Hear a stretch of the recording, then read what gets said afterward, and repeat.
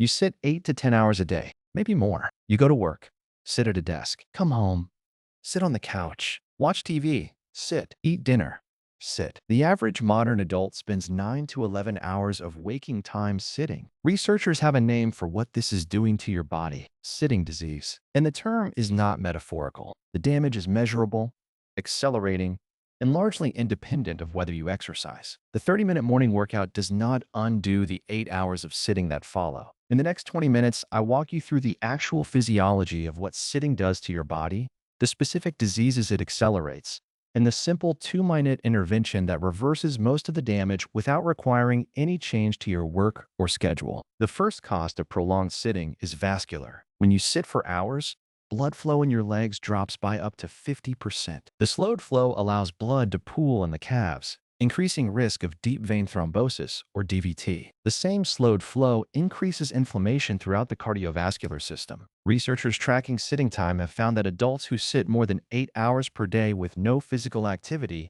have cardiovascular event rates similar to smokers. Even regular gym-goers who sit for the rest of the day show measurably elevated risk compared to people who simply move throughout the day. The mechanism is that exercise alone does not maintain healthy blood flow during long stationary periods. Movement throughout the day does. If this is opening your eyes, drop a like. It helps reach more people stuck at desks. The second cost is metabolic. After 90 minutes of continuous sitting, insulin sensitivity in your muscles drops measurably. Your cells become less efficient at absorbing glucose. The same meal eaten after 90 minutes of sitting produces a higher and longer blood sugar spike than the same meal eaten after movement. Repeated daily for years, this drives the development of prediabetes and type 2 diabetes. A landmark study from the University of Otago in New Zealand showed that walking for 2 minutes every 30 minutes during a day of sitting reduced post-meal blood sugar spikes by 24 to 30%. The 2 minutes did more than a single 30-minute walk done at one time a day. The third cost is musculoskeletal. The seated position with knees bent at 90 degrees,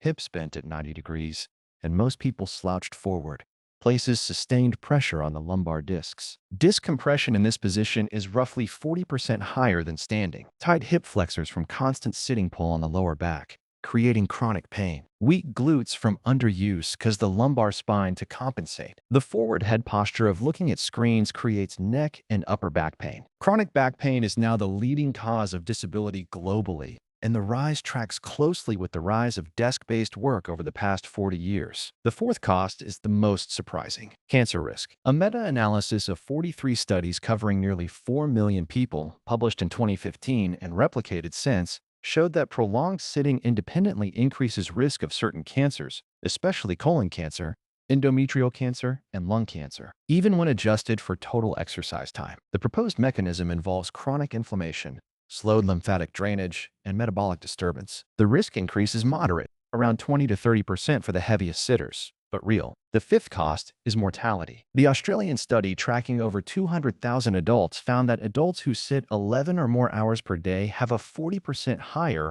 all-cause mortality risk over 3 years compared to those sitting less than 4 hours, independent of exercise. Now let me ask you the question this video has been building toward. How many hours per day do you actually sit? Add up your work hours, commute, meals, evening relaxation, sleep. Drop the number in the comments. The honest answer often shocks people. 8 is conservative for most desk workers. 12 to 15 is common. Now the 2-minute rule, the simplest, most evidence-backed intervention researchers have identified. Every 30 minutes of sitting, stand up and move for 2 minutes. Walk to the kitchen, walk to the bathroom, walk around the office. Climb a flight of stairs, stretch, do air squats. Anything that breaks the seated position and engages large muscle groups. The 2 minutes does not need to be intense. The mechanism is that brief movement reactivates lipoprotein lipase, an enzyme in muscle tissue that processes blood lipids and glucose. After 90 minutes of sitting, this enzyme essentially shuts off. Brief movement turns it back on. The University of Otago research and many subsequent replications show that this 2-minute movement break protocol produces benefits comparable to a 1-hour gym session for cardiovascular and metabolic health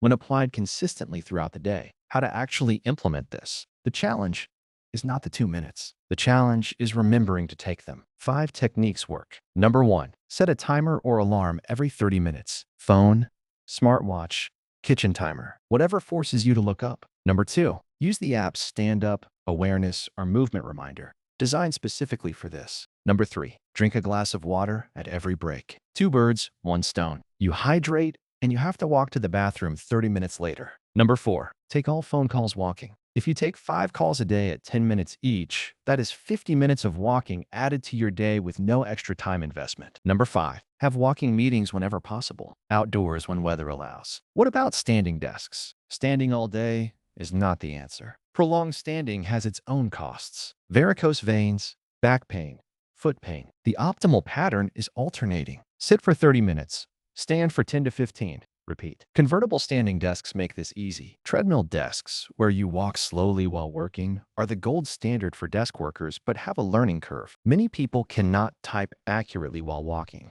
Start with one slow speed during phone calls or video meetings. Anti-fatigue mats help if you stand for extended periods. Comfortable shoes matter even more than fancy office chairs. Many ergonomic adjustments matter less than simply moving more often. What about exercise alone? Can you out-exercise sitting? The answer is partial. Vigorous exercise, 60 to 75 minutes per day, can offset much, but not all of the damage from prolonged sitting. Most adults do not have time for that. Moderate exercise of 30 minutes daily reduces but does not eliminate the risk. Strength training twice weekly. The well-documented protocol from the British Journal of Sports Medicine 2024 meta-analysis helps significantly. The combination of regular strength training plus the 2-minute rule produces the best outcomes by far. To summarize, sitting for prolonged periods damages cardiovascular function, blood sugar regulation, posture, increases cancer and mortality risk independently of exercise. The fix is not necessarily more exercise. The fix is more frequent movement. 2 minutes every 30 minutes throughout the day, combined with regular strength training, combined with whatever cardio you already do. The 2-minute rule is free, requires no equipment, costs nothing, adds nothing to your schedule because the movement happens during work breaks anyway. Try it for 2 weeks. Track how you feel. The energy difference alone usually convinces people. The long-term health benefits are quietly accumulating in the background. If this video helped you,